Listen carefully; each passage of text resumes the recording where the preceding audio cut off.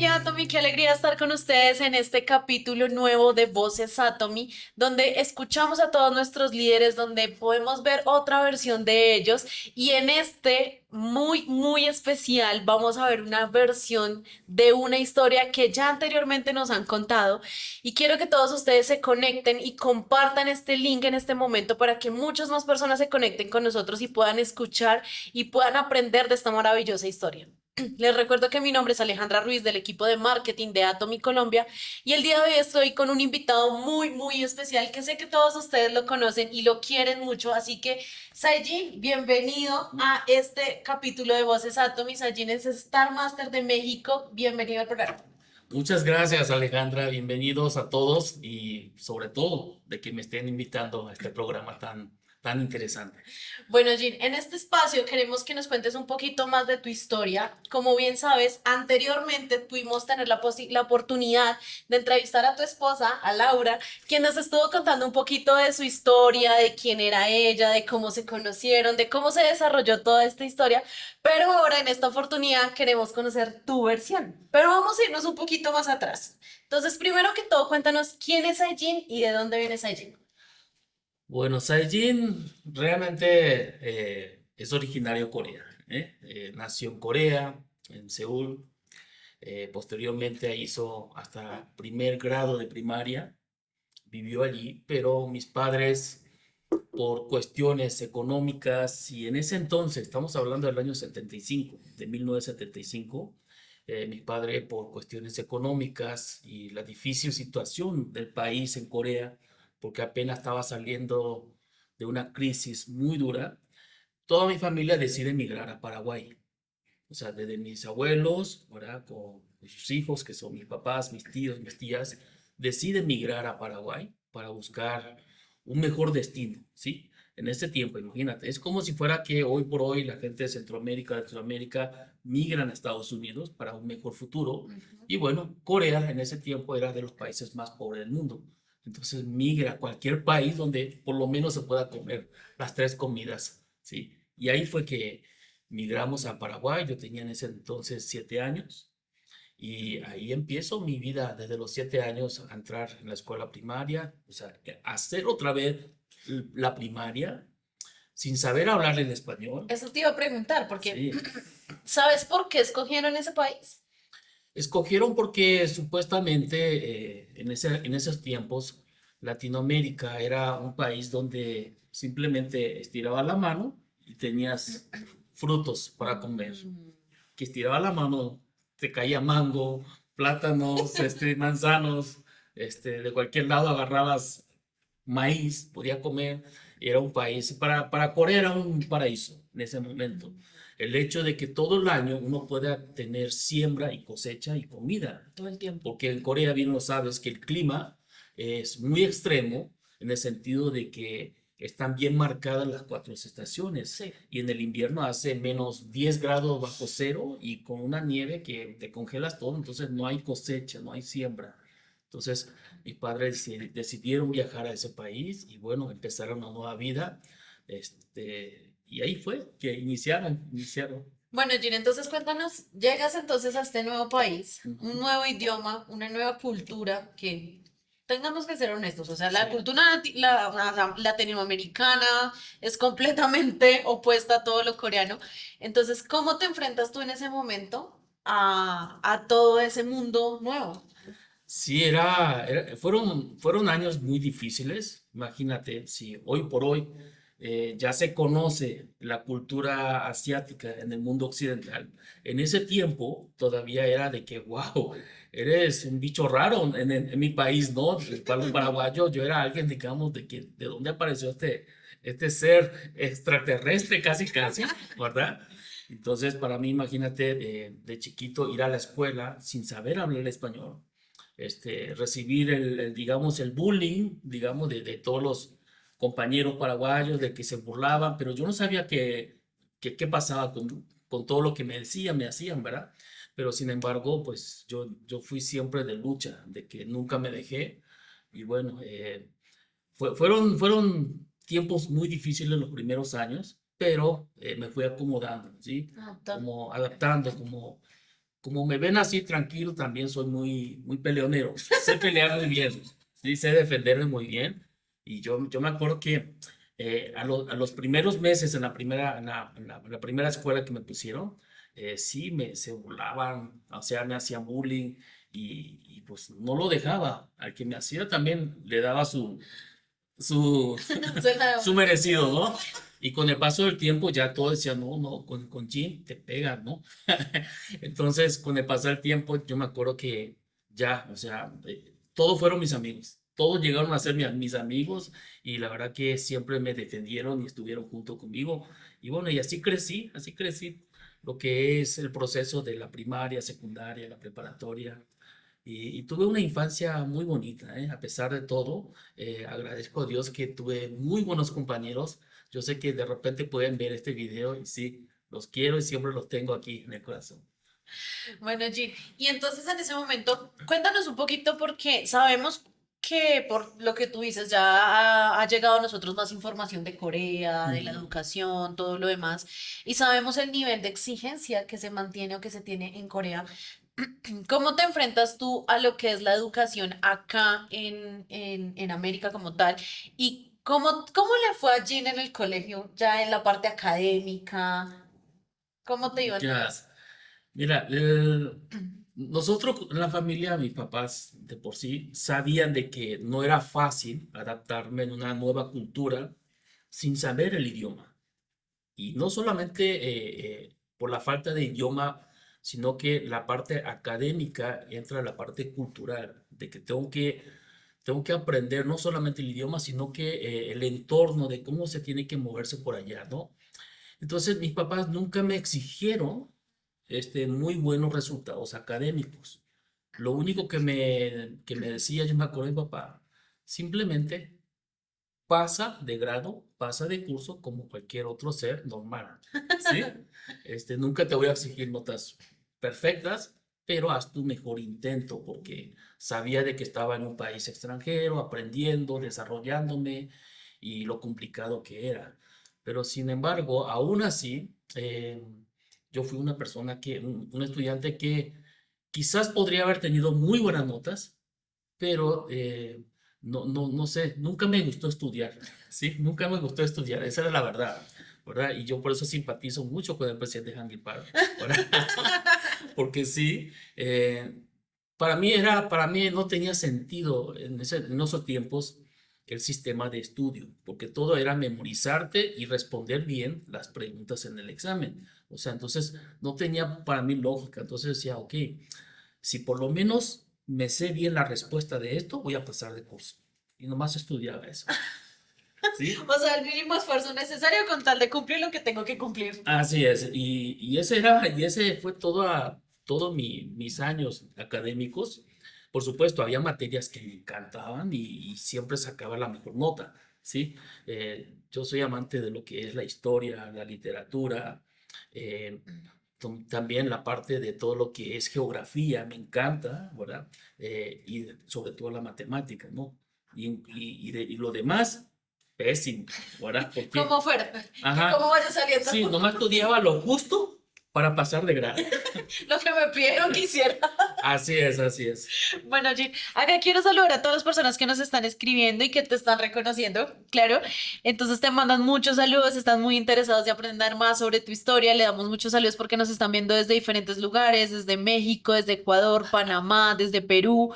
También muchas personas acá en Colombia, desde Medellín, Cartagena, desde Manizales, Bogotá, desde Cota. Entonces, un saludo para todos los que nos están viendo en este momento. Por favor, compartan este link para que esta información y toda esta historia maravillosa les llegue a muchas, muchas más personas. Y bueno, Jim, para continuar con la historia, entonces, bueno, cuéntanos, llegan a este país extraño, ya tú te dedicas a estudiar, ¿qué llegan a hacer tus padres como tal acá? Bueno, al país donde llegan. Oye, eso también es una historia muy bonita de superación. Yo creo que son cosas que en la familia te marcan y como hijos aprendemos. Y como hijos que aprendemos también, eso nosotros enseñamos a nuestras generaciones.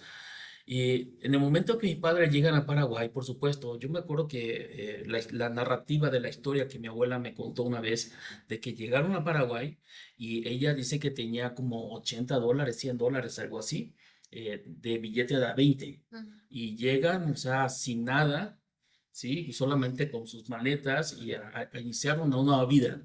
Y le dice a cada uno de sus hijos, mira, aquí te doy $20 a ti 20 y a 20 20 y con lo que me quedo yo voy a ver qué hago. Iniciamos algo. Ok. Y mis papás dicen, ¿sabes qué, mamá? O sea, con eso no hacemos nada. Ni aunque sumemos todo el dinero, no hacemos nada para arrancar nuestra vida aquí, ¿no? Entonces lo que dice es, ok, yo te apoyo y lo que tú hagas, ahí está, vamos a arrancar juntos, ¿no? Y así inicia la familia a empezar, ¿verdad? Por supuesto, encontraron un lugar para llegar y dormir. Yo me acuerdo que me comentaban también que decía que el primer lugar donde encontraron para quedarse fue en el garage de una familia. O sea, no tenían dinero para rentar un departamento o una casa, ni siquiera para un cuarto, ¿verdad? Entonces tuvieron que pagar con eso para que le renten un pedacito de garage. Y ahí, su cama era ir a recoger, cajas de manzana, cajas de madera, ¿sí? Poner cartón y dormir ahí los primeros, hasta empezar a trabajar, ¿verdad? Y así fueron que iniciaron. Yo me acuerdo que también me decían, que en sus inicios decía, ok, no tenemos dinero, ¿qué hacemos? O sea, algo hay que vender, algo hay que comercializar, algo hay que producir para poder generar ingresos. Y se pusieron a ver qué comían los paraguayos, qué era lo que más les gustaba a los paraguayos. Se pusieron a ver y bueno, era común que comían empanada. Mm. Entonces dice que mi abuela le dice, vamos a hacer empanada, mira, todos los paraguayos comen empanada, ¿sí? En su desayuno. Entonces, con lo poco que tenía, fueron, compraron y empezaron a hacer y rentaron un puestito en una esquinita, ¿no? Y ahí empezaron a hacer y empezaron a vender, ¿verdad? Y de ahí pues ya tenían su propio restaurante. En ese tiempo yo me acuerdo que también mi abuela, eh, mi abuela fue muy visionaria con sus hijos. Imagínate llevar 4 hijos a Sí. Paraguay sin dinero y sacar adelante a sus hijos. Y mi abuela no solamente puso un restaurante, dijo, ok, empezaban a llegar muchos migrantes coreanos, ¿sí? Ya Paraguay era un punto donde muchos migrantes llegaban y de ahí se establecían en determinado momento de tiempo y después migraban a Argentina, a Brasil, a Estados Unidos. Era un punto de tránsito, Sí. ¿sí? Entonces dijo, aquí hay una oportunidad. Hay muchos coreanos que llegan y no tienen dónde quedarse porque no hay hotel. No hay hotel, o sea, sí hay hotel, pero para Mm. paraguayos, ¿no? Sí. O sea, todos hablando en español, pero para alguien que no sepa hablar el español era muy difícil hospedarse. Entonces dice, ok, vamos a poner arriba del restaurante, rentamos cuartos y vamos a hacer hotel, ¿no? Y así empiezan a evolucionar como familia y va creciendo. eh, por supuesto, ya llegado un momento, mis papás deciden poner un mini mercado, ¿sí? Un mercadito, y ese mercadito pasa a otro mercado más grande. Después puso una panadería, empezó a distribuir panes para toda la ciudad y de ahí pues fuimos Creciendo creciendo, creciendo, bastante. creciendo. Ya mi papá, o sea, con su familia, y llegado un momento fuimos a, a cambiarnos de ciudad en un lugar que se llama Encarnación, ¿sí? Es la ciudad donde nosotros fuimos a vivir como familia porque ya compramos ahí un supermercado que era prácticamente, en ese momento era el supermercado más grande de la ciudad. Estamos hablando Y qué crecimiento. del año 89, en 1989, 90 más o menos. En ese tiempo nosotros nos mudamos a Encarnación y ahí empezó nuestra aventura, digamos, en cuanto al crecimiento económico, digamos. Claro, tal cual lo estás diciendo, Jen, porque sí. Con la historia que nos cuentas, como tú lo decías al inicio, y sí es una historia de crecimiento, o sea, como de valentía, sobre todo porque Sí, emigrar a un país donde no hablas el idioma, donde te estás llevando a toda la familia consigo, y ver cómo pudieron crecer, cómo sí, pudieron, digamos, evolucionar de esa manera a llegar a tener el supermercado más grande de la ciudad, es claramente una historia de superación y de ejemplo de perseverancia para todos. sí. Bueno, Jean, y yo te quiero preguntar, bueno, tú eres hijo único, tienes hermanos, y en ese momento, ¿alguno cuando llegó acá hablaba español? O sea, cuando llegaron hablaba español, o ninguno de tu familia hablaba español. Toda mi familia, nadie hablaba español. Nadie, nadie. La única que habló así palabra por palabra, poquito porque estudió, fue mi mamá. Mm, Ella estudió poquito de español, entonces sabía expresar hola, gracias, no sé, así palabras, ¿no? Qué lindo día. Pero nada más, pero no hilar o hacer una conjugación de oratoria de palabras y puedan comunicarse o interactuar con alguien que habla español, ¿sí? sí, Entonces todo era a base de señas, a base de más señas, difícil todavía. sí, a base de señas y imagínate lidiar todo eso. La verdad que fueron tiempos muy difíciles, pero hay algo que tenemos que aprender, de que a pesar de situaciones difíciles, cuando tú estás firme en tu proceso y estás ahí sembrando, hay algo que produce, que son tus hijos. Mm, Tus hijos, o sea, en mi caso, sus hijos. Yo soy, o sea, no soy hijo único, pero soy varón único, porque mm, solamente somos mi hermana y yo, somos ok, dos nada más. Entonces, en ese proceso, pues, pasaron los años y yo fui aprendiendo el español. Y cuando ya llegamos a adquirir el supermercado más grande, papá y mamá ya tenían un respaldo de alguien que pueda tener la comunicación correcta para poder operar y llevar claro. la administración de tener un supermercado muy grande en ese tiempo, ¿no? Claro, ya entran ustedes como a soportar y a dar esa confianza del idioma, porque teniendo un supermercado tan grande, el trabajo con proveedores, clientes, o sea, todo lo que ya conlleva tener un supermercado tan grande, también la administración, las leyes del país, demás, Sí, pues ya es un soporte muy grande y sobre todo pues lo que tú dices, o sea, ya viene a caer esa carga sobre todo en ti. sí. Yo me acuerdo que cuando terminé la preparatoria, no sé si aquí en Colombia dice preparatoria o bachillerato, Bachillerato. cuando terminé el bachillerato, yo le dije a mis papás, ¿sabes qué? No me gusta estudiar. En serio, no me gusta estudiar, pero sí voy a trabajar porque no me voy a quedar de brazos cruzados y voy a hacer algo, ¿sí? Y ahí fue donde más o menos negocié en el momento de la adquisición del supermercado, de que yo iba a trabajar ese supermercado. Imagínate a los 18 años, ¿sí? Y mis papás dijeron, ok, si tú quieres, vamos, hagamos, ¿sí? Eh, en ese tiempo teníamos una fábrica de panadería en la capital donde repartíamos a todos los mercaditos de la ciudad, ¿sí? Y deciden vender eso y vamos a vivir a Encarnación. Es prácticamente la tercera ciudad de Paraguay, la Ok. tercera más importante, ¿no? En cuanto a población. Y bueno, vamos y vivimos allá. Y yo me acuerdo que le dije, voy a trabajar esto y mi papá me dice, ¿sabes qué? Tú haz todo, desde la compra, la administración. Lo único que no vas a tocar es el dinero, las finanzas, porque tienes que aprender a trabajar. Ok. ¿Sí? Entonces, yo era el gerente de compra, el gerente de todo lo que es la parte de marketing, merchandising, todo me encargaba yo, hasta los empleados, lo que era la exhibición, el inventario, el almacenaje, todo, ¿sí? Lo único que no hacía era la parte de la finanza. Pero yo veía cómo papá manejaba y cómo sabía acomodar el dinero. Es un súper administrador, ¿eh? O sea, movía el dinero de una manera impresionante. Entonces, ahí fue que empecé a desarrollar, pero también me dijeron, ¿sabes qué? No solamente se trata de trabajo, tienes que tener conocimiento, tienes Sí. que ir a la universidad y aprender algo.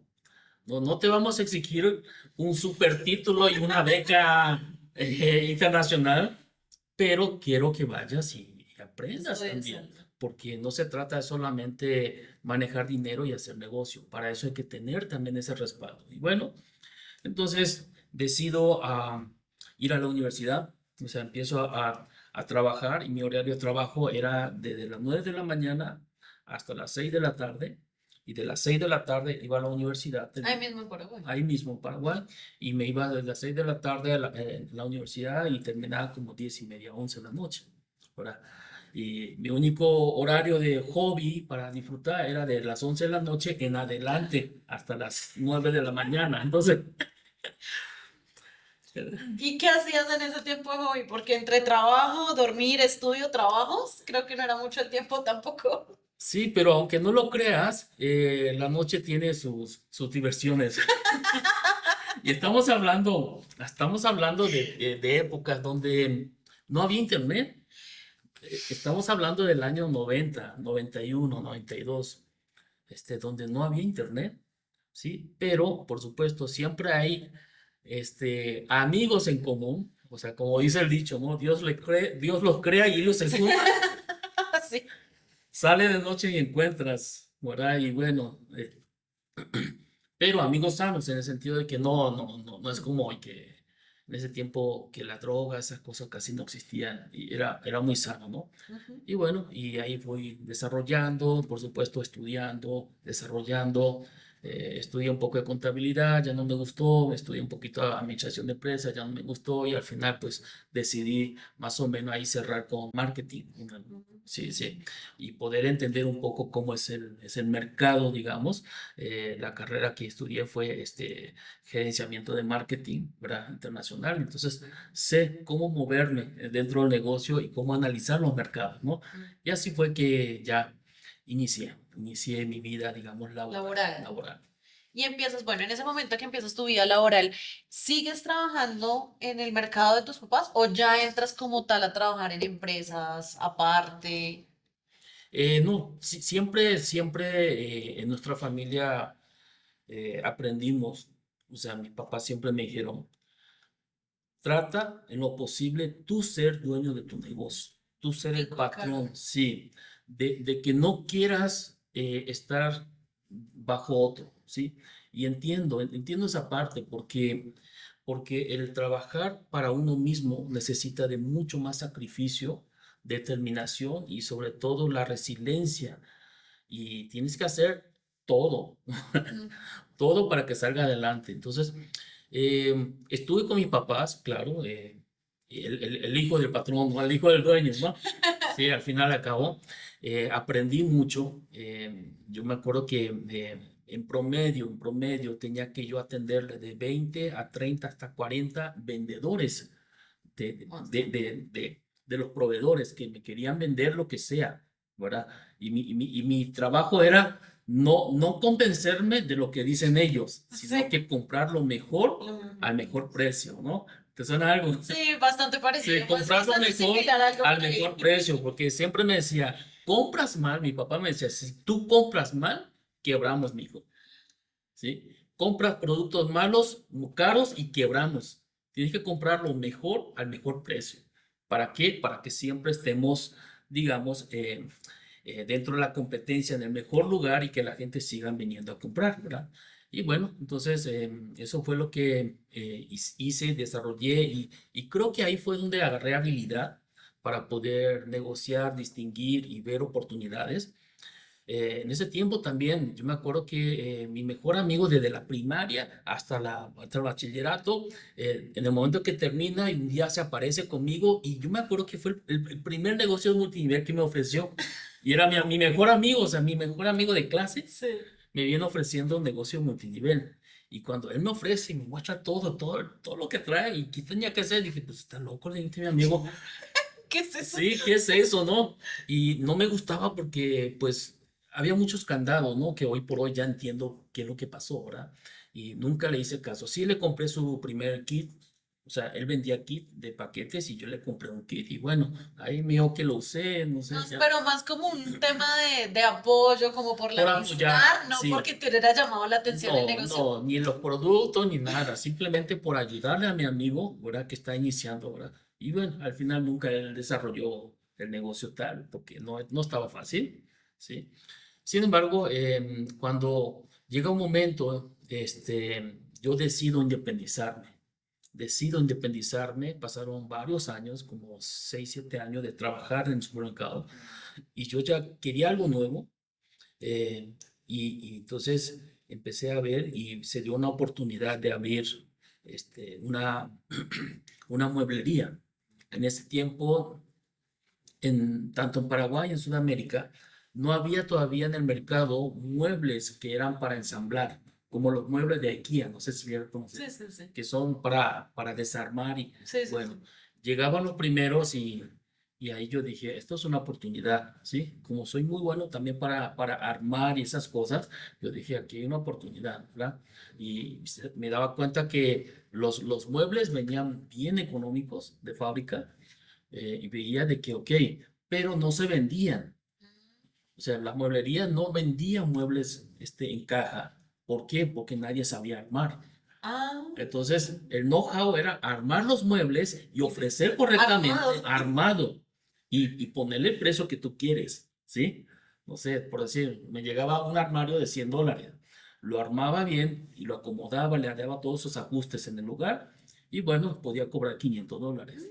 Entonces, me independizo, le digo a mi papá, ¿sabes qué? Quiero poner un negocio y quiero independizarme. Me dice, ¿y cuánto necesitas? Y yo le digo, dame $10,000, con eso arranco, ¿sí? Y con eso arranqué y después de un año ya teníamos tres mueblerías, y ya mi capital, digamos, tanto en activos, en inventario, había crecido casi $100,000, Claro, se ¿verdad? multiplicó. Se multiplicó porque imagínate, compras $100 y vendes 500, ¿no? Ujú. Se multiplica el dinero. Y bueno, y así ya seguimos adelante. Llegó un momento que sucedió algo en Paraguay y me di cuenta que el mueble es un producto que se compra al último, dentro de la cadena de Sí, necesidades. sí, claro. Y ahí fue donde quebré. Y una única vez también. Una única vez, no hay tanta rotación. Mm. Y ahí quebré y bueno, ya decidimos hacer otras cosas. Empiezas con otros negocios, a averiguar otras cosas. Sí, sí. Bueno, Jean, entonces ahora queremos conocer tu versión de cómo conociste a Laura y qué pasó cuando conociste y llegó Laura a tu vida. Uy, qué pena esa parte. Pero bueno, eh, yo sé que Laura aquella vez contó su versión. Ahora yo contaré mi versión. Esa es la idea. Entonces queremos conocer cómo fue todo desde ahora, desde tu perspectiva, desde tus ojos, cómo entonces empezó todo con Laura. Bueno, a Laura le conocí así de pasada. En aquel momento, dentro de lo que era el mercado de supermercados en Paraguay. No, de hecho, en todo Sudamérica, porque era momentos de la Copa América. Okay. Era la Copa América. Entonces, dentro del supermercado, por supuesto, vendemos de todo, ¿no? Y entre ellos es cerveza, licores, ¿verdad? Y una cervecería en ese tiempo ofrecía que por cada caja de cerveza que compre, te daba un cupón para ir a un partido de la Copa América. Es como Ok. decir, ok, compras esta caja de cerveza, te damos un cupón para un sorteo para que vayas a ver el mundial. Algo así, Sí, ¿no? sí, sí. Un ejemplo, ¿no? Entonces, había esa promoción y nosotros como supermercado, por supuesto, quienes participábamos, teníamos que comprar cerveza y, y así yo me encargaba de toda la operación y de la cerveza, las compras y bueno, y yo me acuerdo que regreso de un viaje, en ese tiempo había viajado a Chile, ¿sí? Porque yo también me encargaba de la parte de importación de productos y Mm. viajaba a Chile a importar productos Hablar con proveedores con y demás. proveedores y entonces regreso del viaje y un fin de semana creo que era y regreso y pues siempre llego al supermercado y veo todo y atiendo todos, que todos estén bien, las góndolas, la estantería y bueno, de repente le veo a Laura ya, ¿sí? Yo dije, ¿quién es? De hecho, ya no estaba cuando yo me fui. Ajá, cuando yo me fui no estaba, había otra chica, Ah, otra persona, ok, ok, ¿sí? ok. Porque iban rotando, creo que eran como, no sé, 8 o 9 promotoras, iban rotando, Mm, ¿verdad? Durante la promoción, que era como un mes y medio. sí. Y bueno, la veo y era fin de semana y dije, wow, esa mujer va a ser la mamá de mis hijos. Te flechaste. Sí, Amor a primera me vista. fleché, dije, wow, ¿sí? No sabía quién era, no sabía absolutamente quién era. Y sabía que para el lunes iba a venir alguien más, Ah, porque iba porque rotación. o sea, tú llegaste ya terminando Ajá, como el la turno semana, de ella en sí. el Y yo supermercado. sabía que para el lunes ya iba a haber otra persona Sí. y solamente tenía sábado y domingo.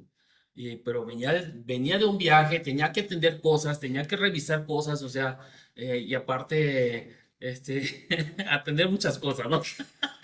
Aparte conquistar. Entonces, ¿qué sucede? Dije, a ver, ¿cómo retengo? O sea, ¿quién es, no? La tengo que conquistar, ¿cómo es? O sea, ¿de dónde es? ¿Quién es? ¿Cómo se llama, no? Y hablo directamente al gerente de la cervecera, ¿no? De la empresa que distribuye. Y le digo, ¿sabes qué, amigo? No voy a decir nombres por cuestiones. Le digo, ¿sabes qué? La promotora que vino, déjamelo toda la promoción. No, O no, sea, no fue una semanita. no, O no sea, fue una semana. Creo que todavía faltaba como 3 semanas. Y le digo, ¿sabes qué? Me la dejas toda la promoción, no me la cambies con nadie más. Y me dice, ¿y a cambio de qué, Jim? O sea, yo tengo que tener un argumento. No sé, ¿cuántas cajas más tengo que comprar? Le digo, ¿sí? ¿Tú quieres tener buenas ventas? Y bueno, ahí negociamos, ahora y ya se quedó. Sí. ok. O sea, moviste influencias para que puedas, digamos, empezar a coquetearle a Sí, Laura. sí, sí, tenía que tener tiempo para poder conquistar. No, Para trabajar, para proyectar, para manejar el supermercado y para conquistarla. sí, entonces sí me hizo caso, sí le hice una buena compra, pero sabía que la cerveza se vende porque se vende, no me iba a quedar con stock de nada y bueno, lo que sí así fue que ya se quedó y empecé a protegerla, ¿no? De acercarle. Bueno, y en tu versión de los hechos, cuéntanos, ¿fue fácil o fue difícil? Em, di- internamente fue difícil porque tenía cosas que ordenar. No fue fácil en el sentido de que me la conquisto porque tampoco sé si me gusta, si a ella le caigo bien o no. No sabía si por ahí me da una cachetada, me dice cosas y me da una patada y me dice vete de aquí, ¿no?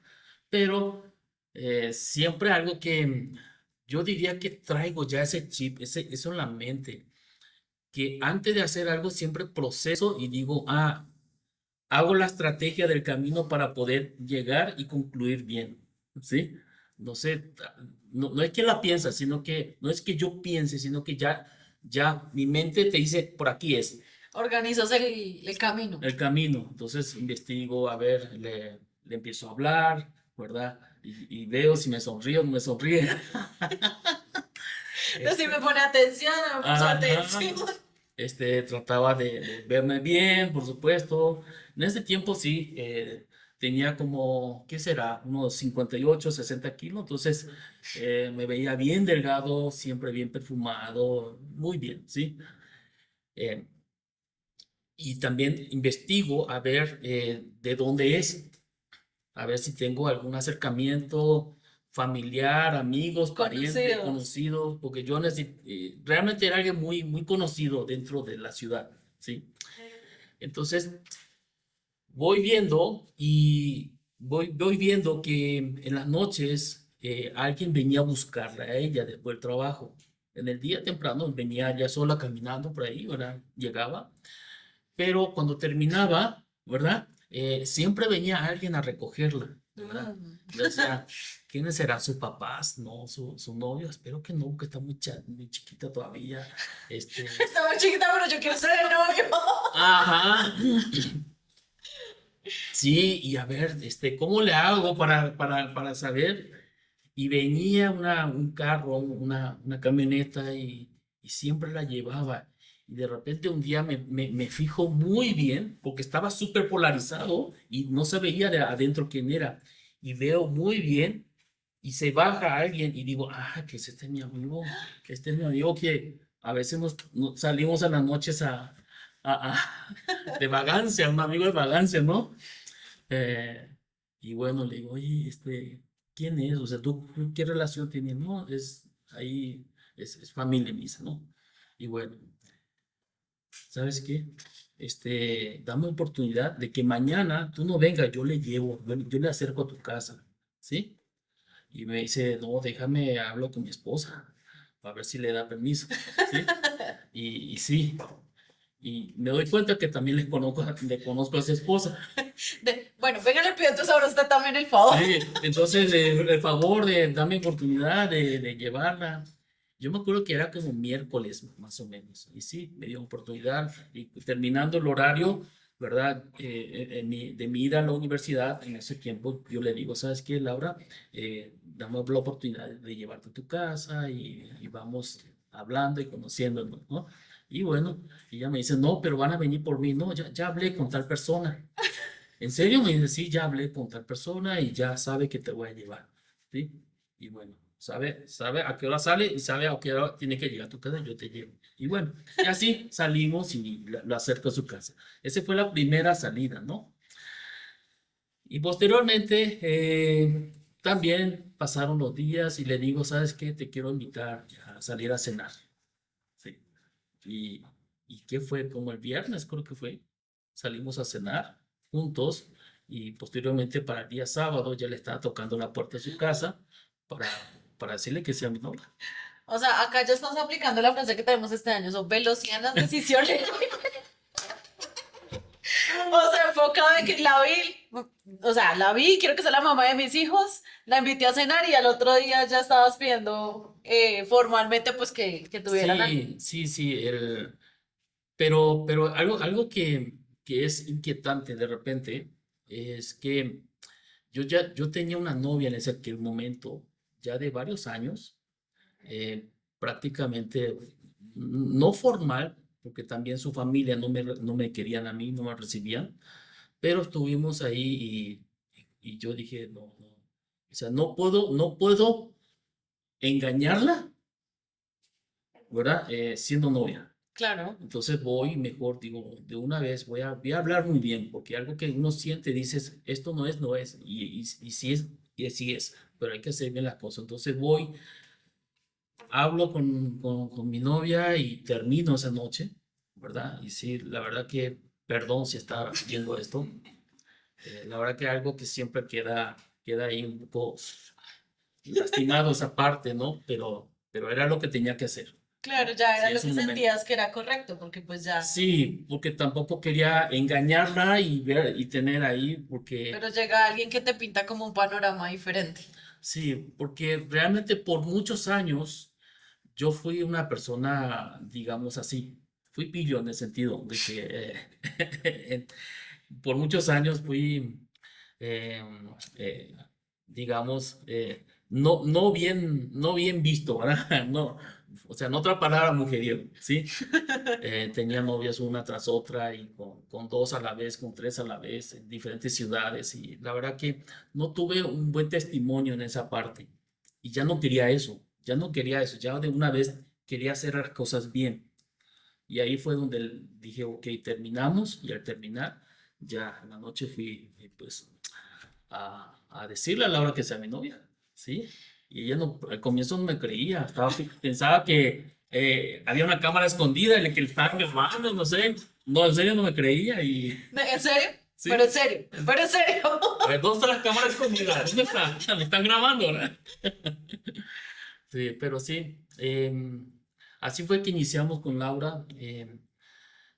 Fue un noviazgo muy bonito, porque sí, yo digo que en ese tiempo, los dos bien jóvenes, ¿verdad? Bien chiquitos, eh, fuimos construyendo uno con el otro, ¿sí? Nos fuimos moldeando, nos fuimos adaptando, fuimos aprendiendo a complementarnos.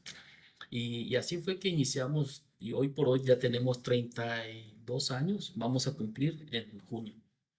Bueno, Jen, bueno, muy interesante también para nosotros poder ver esa comparación de las historias y de las versiones, y sé que van a haber muchas más durante el resto de la historia que nos vas a presentar. Pero hay algo que yo tengo una duda. Tú me dices que eso fue muy cerca a pues digamos, a que la invitaste a salir y luego le pediste pues que fueran formalmente novios.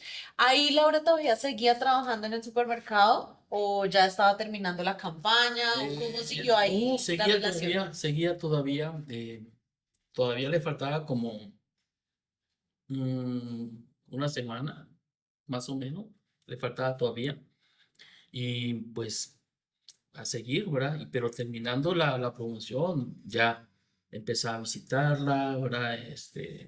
Y ella ya estaba trabajando en otro lugar. Y por supuesto, cada vez que ella terminaba en la salida de su trabajo, yo iba, lo recogía. De ahí en adelante ya lo cuidé, o sea, como sombra. Sí, de aquí para allá, de atender todas sus necesidades, sus caprichos y de cuidarla, ¿no? Como Sí. se debe, porque yo dije, pues ya quiero hacer bien las cosas, ¿sí? Sí. Y así pasaron, ¿qué será? Unos 2 años de noviazgo, bien bonito, en el sentido de que y prácticamente salíamos, estábamos juntos todas las veces que podíamos, viajamos juntos. Y ya cuando cumple la mayoría de edad, decidimos, eh, ¿qué tal? Vamos a vivir, ¿sí? ¿Quieres vivir? Y sí, yo también te amo, te quiero y bueno, a iniciar una vida, ¿no? Juntos. Pero ahí es donde viene el pero, ¿verdad? Mientras que estaba de novio, mis papás no me decían gran cosa, no me decían nada, o sea, pero cuando ya empezaron a ver que las cosas estaban serio, Aquí cambió la cosa. ajá, de que ya se me hace que ya está teniendo una casa, se va a vivir con alguien más porque no viene a dormir en la casa, ya empezaron a investigar y se dan cuenta que ya estoy viviendo con Laura. Y dentro de la cultura coreana, por supuesto, los hijos mayores de hijos mayores, Ok. ¿sí? Sí, sí, sí. Tiene que llevar cierto cuidado de conservar la tradición, digamos, cultural, familiar. Y entre ellos, pues, en ese tiempo, en aquel tiempo, todavía no era muy bien visto que un coreano se casara con alguien extranjero. Que no fuera coreana. Sí, y más porque soy el hijo único de la familia y mi papá es el hijo mayor, Ah, descendiente de hijo mayor, ¿no? Entonces, me decía mis papás, si tú tuvieras un hermano mayor, no te diría nada, de ella es tu vida, pero tú tienes la responsabilidad, la carga. la carga de ser hijo varón, único en la familia y bueno, llevar las raíces, ¿sí? La Sí, descendencia, digamos, pura en el sentido de que tienes que conservar la cultura de sí, Corea. sí, de que debes crear familia dentro de la cultura coreana, con Sí, una coreana. ajá. Entonces sí, pero el corazón te dicta otra cosa, ¿no? Sí, Entonces sí, lastimosamente sí, ahí porque ya tuvimos, no puedes decir sobre quién te enamoras. así es, y ya habíamos decidido, ya estábamos ahí, ¿no? Sí. Entonces, realmente tuve mucho conflicto con mis padres, pero ya hoy por hoy, ya teniendo hijos, le entiendo su preocupación, le entiendo el pesar para ellos ver a un hijo de esa manera. Hoy por hoy ya entiendo, ¿eh? Claro. Porque veo también a mis hijos, pero también me pongo en el lugar de mi papá hoy por mis hijos y digo, ¿sabes qué? Tengo que ser ciertamente tolerantes mientras que no haga cosas inmorales, Indebidas. indebidas, yo tengo que aceptar de que lo que están haciendo, tengo que respetar esa decisión para que ellos también prosperen en la vida bajo su criterio de decisiones, por supuesto que estén bien tomadas, ¿no? Sí, claro. Y así tuvimos muchos problemas en el sentido de que no querían, había un rechazo tremendo, había ¿cómo te diré? Una intermediación para que no dejemos Terminaran, que te terminar. alejaras, o sea, como que Sí, retomaras sí, otra vez como la carga sí. cultural que deberías tener. Así es. Entonces, la verdad fueron años muy difíciles. Nos cambiábamos, nos escondíamos, tratábamos de no estar en tantos lugares públicos para evitar y cosas así. Pero aún de todo eso, pues llevamos una relación entre los dos muy, muy estrecha, ¿sí? Laura es una mujer que se da, y agradezco porque ella también no es muy cerrada a su cultura, sino que es también abierta a recibir. Y pues ahí fuimos complementando muchas cosas y hoy por hoy pues ya sabes cómo estamos. Sí, claro que sí, Jane. Bueno, entonces, claro, es un proceso muy difícil en ese sentido porque realmente te entiendo en gran parte porque empiezas a tener como una soga donde está por un lado tu familia, tu cultura, pero por el otro pues la nueva cultura que conoces, el amor de tu vida, la mujer que quieres que sea la mamá de tus hijos. Empieza como en ese tira y afloje, por decirlo de esa manera. Y entonces cuéntanos, Jim, bueno, ¿cómo logras avanzar en ese proceso? ¿Cómo logras enfrentar todo lo que sucedió con tu familia para por fin poder como establecer ya las cosas con Laura? Uy, esa parte, establecernos por fin fue tomar una decisión drástica, drástica, porque nosotros llegamos a un momento de estar juntos y decir, de por qué estamos juntos. O sea, llegó un momento donde teníamos que filosofar de por qué estamos juntos, ¿no? ¿Será porque el rechazo de nuestros papás por hacerle la contra, ¿sí? De llevarle la contraria. Llevarle la contra hacemos más, ¿no? Y ya decir, ¿será que nomás estamos por hacerle la contra a alguien y estamos realmente por estar? ¿Qué tal si nos dejamos y decidimos dejarnos? Se separan. De separarnos. Decidimos separarnos y yo decido ir a Corea a vivir y Laura se queda en Paraguay, ¿no? Y bueno, pasó eso de que, bueno, ya nos decidimos. Y yo me voy a Corea, ¿verdad? Y Laura se queda en Paraguay, ¿verdad? Hay un montón de historia, ¿eh? Ahí estoy resumiendo como unos 14 capítulos. Si fuera una No sé si serie, no lo van a perdonar las personas que nos están viendo que me resumas tanto la historia. si fuera una novela, si fuera una serie turca, lo estamos resumiendo como 50 capítulos. Vamos a, Sí, no, son 8 capítulos, estamos resumiendo. vamos a convertirlo en una miniserie. Bueno, Jim, pero entonces quiero hacer un pequeño paréntesis acá y es, ¿cómo te dio a ti volver a Corea después de haber crecido todo ese tiempo en Paraguay, de haberte alejado, entre comillas, de todo lo que era la cultura coreana, volver otra vez a Corea? Sí, mira, esa parte interesante, porque mis papás me dicen, eh, quiero que, o sea, cuando digo que sí, quiero salir, quiero ya separarme, a ver qué sucede. Acá aprovechamos. Aprovechamos y mi papá me dice, ¿sabes qué? ¿Por qué no viajas? No sé, ve a Corea, quédate 6 meses, si no te gusta, vete a Estados Unidos, tienes familia ahí, y de ahí si no te gusta, vete a Canadá, si no te gusta, no sé, escoge. Escoge, pero no acá. Ajá, escoge para ya empezar algo nuevo, ¿no? Y yo decido ir a Corea, pero fíjate que era mi segunda vez que iba a Corea. Desde los 7 años hasta en ese momento tenía 27 años. Era la segunda vez que iba a Corea. La primera vez fui para un evento nada más y no disfruté Corea. Pero aquella vez que fui, ya tenía que ir con la idea de ir a vivir allá, independizarme, estudiar o Empezar trabajar, tu vida. empezar todo cero.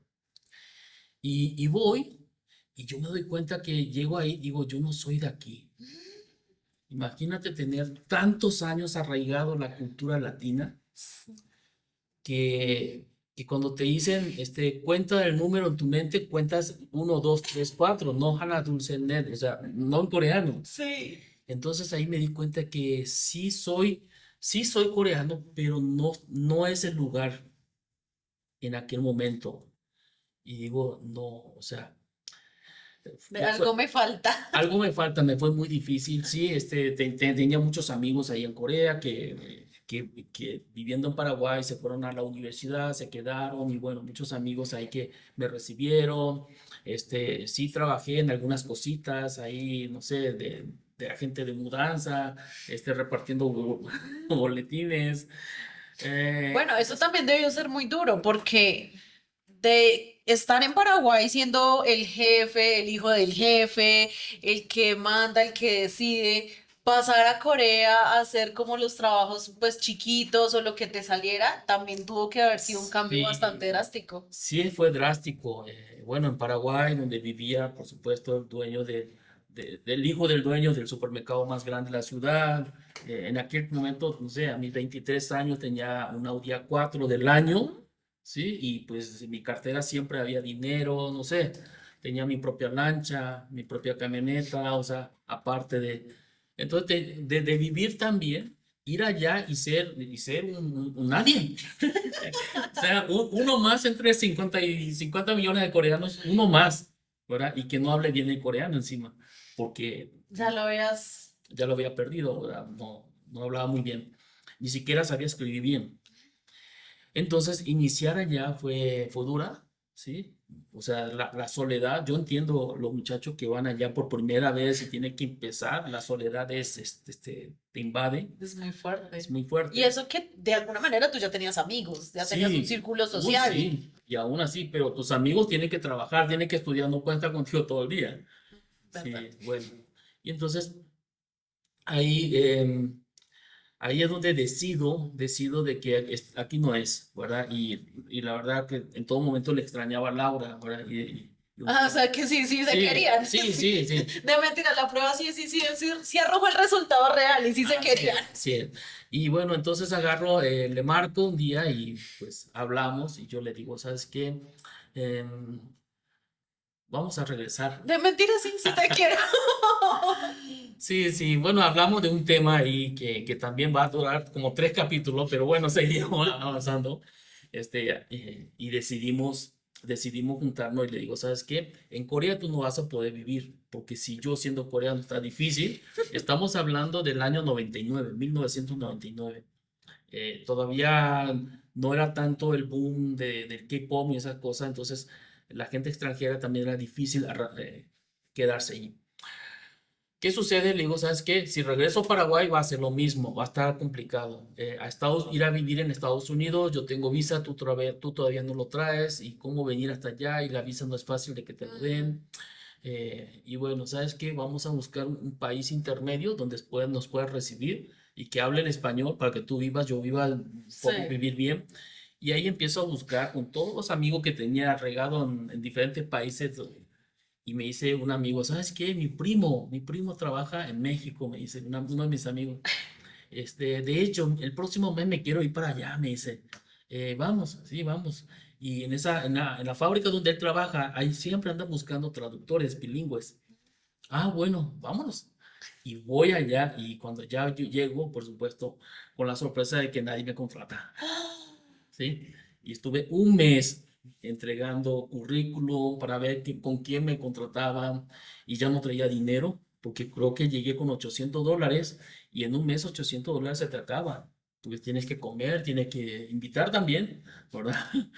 Tienes que contribuir con la casa donde te estás quedando Claro. y ya para el mes ya tenía como $200, era todo.